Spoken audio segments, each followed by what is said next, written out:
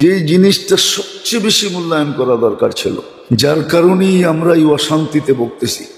কোনো মানুষের মুখ দিয়ে আলহামদুলিল্লাহ বাহির হয় না, কেউ আলহামদুলিল্লাহ বলতে পারে না। আলা কুল্লি হাল তো বাকি দিলাম, রেখেই দিলাম। কোনো বিষয় নিয়ে কেউ আলহামদুলিল্লাহ বলতে পারে না, আর বলেও না। বলেন সারাদিনে কতবার আলহামদুলিল্লাহ বলেন? আলহামদুলিল্লাহ বললে তো সৌরজগতের অর্ধেক জায়গা নেকি দিয়ে বেড়া যায়। আলহামদুলিল্লাহ বললে তো জান্নাতে একটা সোসাইটি হয়, যেই সোসাইটির নাম হবে বাইতুল হামদ। সোসাইটি চিনেন? তাও তো চিনেন না। বাংলাদেশে বহু সোসাইটি আছে, ঘুরা ঘুরা দেখেন। ঘুরেন তো না, প্রত্যেকে দেখবেন। গুলশানও একটা সোসাইটি, বনানীও একটা সোসাইটি, উত্তরও একটা সোসাইটি। মাঝে মাঝে যায় দেখেন ওইখানের মানুষের পাপ কিরকম। কি যান কখনো? জানতো না। ওইখানে মসজিদে যে মাঝে মাঝে নামাজ পড়েন, তো দেখবেন ওইখানের পাবলিকের পাপ কি। পাবলিকের বাপ কি, বাপ বোঝেন তো? ভিতরে গ্রাফিটি কিরকম। আমি উত্তরার বাসিন্দা। তো জান্নাত সোসাইটি হবে বাইতুল হামদ। এটা একটা সোসাইটি, বিশাল সোসাইটি। দুনিয়ার উত্তরার মতো ছোট না, কয়েক কোটি উত্তরা ঢুকায় দেওয়া যাবে, হাজার না, লক্ষ না। এরকম জান্নাতে সোসাইটি হবে ভিন্ন ভিন্ন। আপনি মনে করছেন একরকমই হবে? না।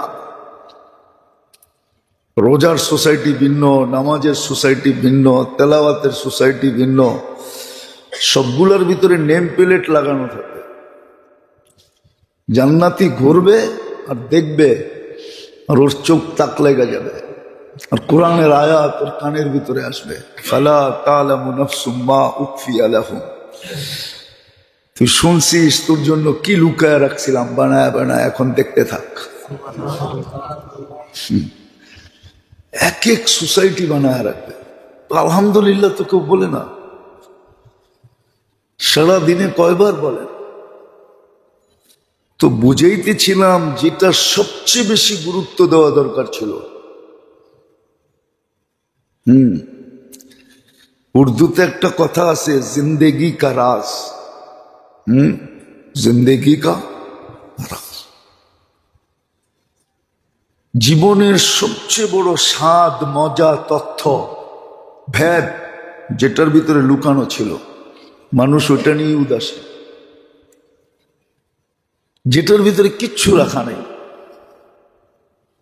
এই জন্যই তো পারস্যের সম্পদ যখন মদিনায় আসে, 1500 বৎসরের গচ্ছিত দন, যাদের রাজত্ব এক টানা 1500 বৎসর ছিল পারস্যের, এই ইরান আলাদের, যখন মদিনায় আসে তখন বোঝেন কেমন ভান্ডার আসছে।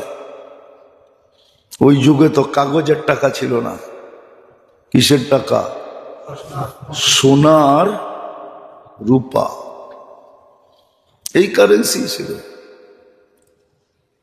মদিনা আলারা সাহাবা বড় খুশি ছিলেন, মুসলিম জগৎ বড় খুশি যে যাক, পাথর বাঁধার দিন শেষ, আর পেটে পাথর বাঁধতে হবে না, আর জামা কেউ আমাদের ছিঁড়া দেখবে না, আর আমাদের পাও খালি কেউ দেখবে না।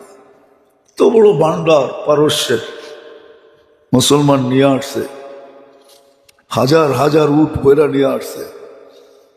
ওমর রাদিয়াল্লাহু তাআলা কাঁদতে কাঁদতে বাহির হইতেছিলেন। ওনার সময় তো আসছে। সবাই জিজ্ঞাসা করছে, আমিরুল মুমিনিন কাঁদেন কেন?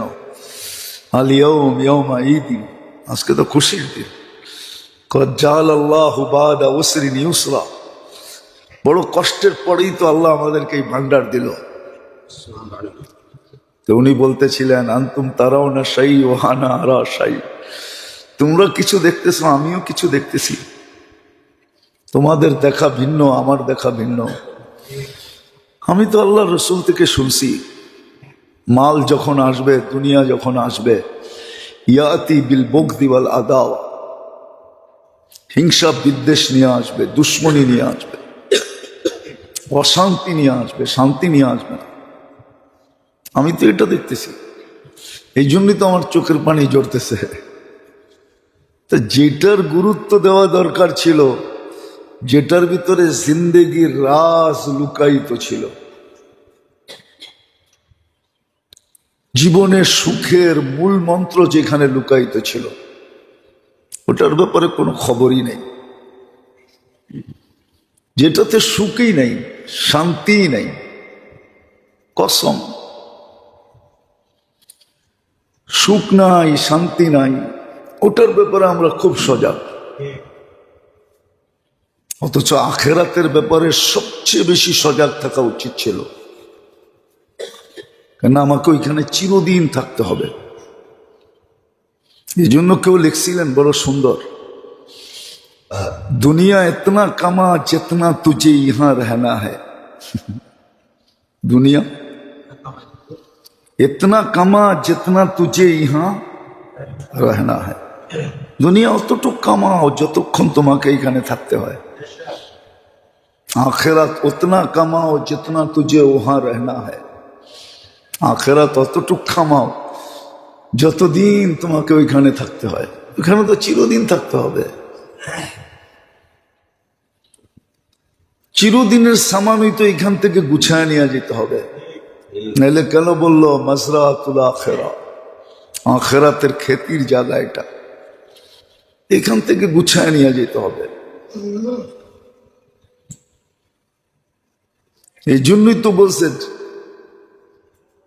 মাকানা সাজা জাজা ওয়া সাজা, আখিরাত তো বদলার জায়গা, আখিরাত তো ভোগের জায়গা, ভোগ করবে, মন ইচ্ছা মতো ভোগ করবে। এইখানে ইচ্ছা থাকলেও ভোগ করা যায় না, পেট ভরা যাওয়ার পরে আর ঢুকানো যায় না। হ্যাঁ কি, পিপাসা মিটা গেলে আর পান করা যায় না। ওইখানে তো এরকম না, পেট ভরা গেলেও আবার খাওয়া যাবে, খালি করার সিস্টেম আছে। এইখানে যেরকম পেশাব পায়খানা দিয়া খালি করে, ওইখানে পেশাব পায়খানা না। হা করবে, জান্নাতের অক্সিজেন মুখে ছুঁইবে, ভিতরেরটাও হাওয়া হয়ে সুগ্রাণ হয়ে বাইরে যাবে, আবার খালি, দুর্গন্ধ হবে না, সুগ্রাণ হবে। তো যেটাকে সবচেয়ে বেশি গুরুত্ব দেওয়া দরকার ছিল, এই জন্যই তো হাদিস বলছেন আল কাইয়িসু মান দানা নাফসা, বুদ্ধিমানকে, একটা বুদ্ধিমান হলো আমাদের দৃষ্টিতে, আমাদের দৃষ্টিতে বুদ্ধিমান হলো ও যে রাতোরাত কোটিপতি হইতে পারে। কেমনে হয়েছে ওইটা বিষয় না, হয়ে গেছে সবাই কয় খুব বুদ্ধিমান।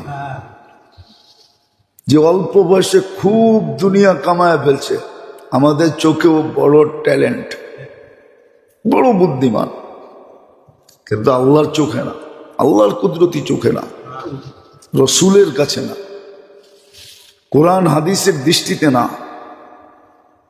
ও বড় বুদ্ধিমান না, ও বড় বুদ্ধিমান না। বুদ্ধিমান তো কোরআন হাদিস অন্য জিনিসকে বলছে, কোরআন অন্য জিনিসকে বলছে।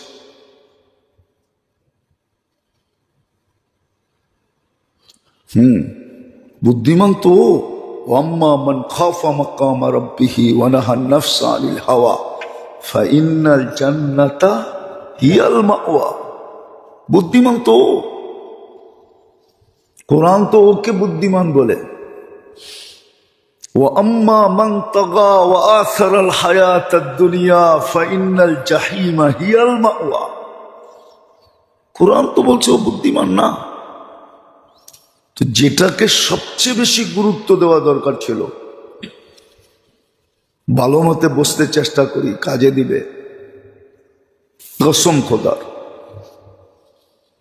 আজকে সুযোগ আছে, একবারও যদি বুঝ আমার দিলের ভিতরে ধাক্কা দিল আর চোখের কোনা দিয়ে একটু পানি উদিত হইল, যেটা মাসির মাথা পরিমাণ, এতটুকু জাহান্নামকে বুঝানোর জন্য যথেষ্ট হবে। আর যদি এক ফোঁটা গড়ায়া পড়লো তাহলে তো কোনো কথাই নেই, তাহলে তো কোনো কথাই নেই।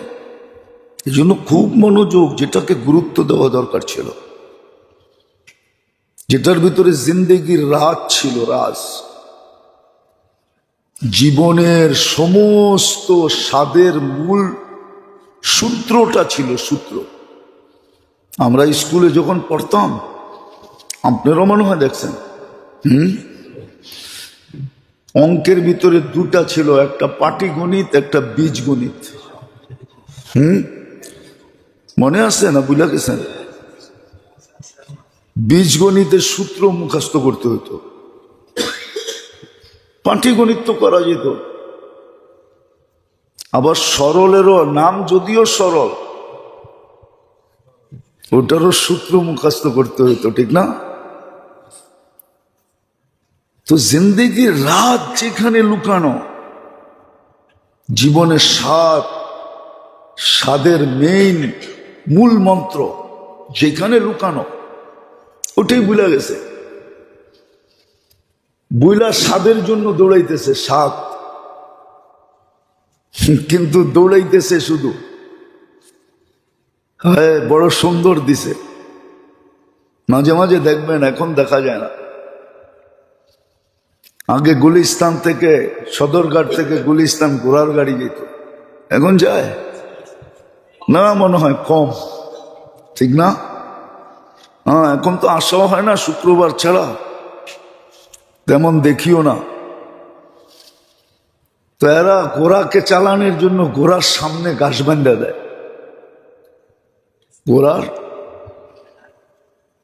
ঘোড়া ঘাস ধরার জন্য দৌড়াইতে থাকে, সারাদিন দৌড়াইতে থাকে, ঠিক না?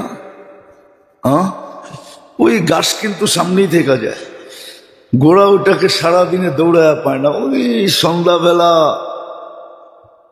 যখন কামানি শেষ, মালিক ঘরে যাবে, তখন নিয়ে ওইটা খুলেই ওর সামনে রাখে। আমরাও সুখের আশায় দৌড়াইতেছি, কিন্তু যেখানে জীবনের স্বাদের মূল মন্ত্র, ওইটাকেই ভুলে গেছে, ভুলে দৌড়াইতেছি। একদিন মৌত আসবে, বাস শেষ, আর কোনোদিন স্বাদ দেখা হইল না।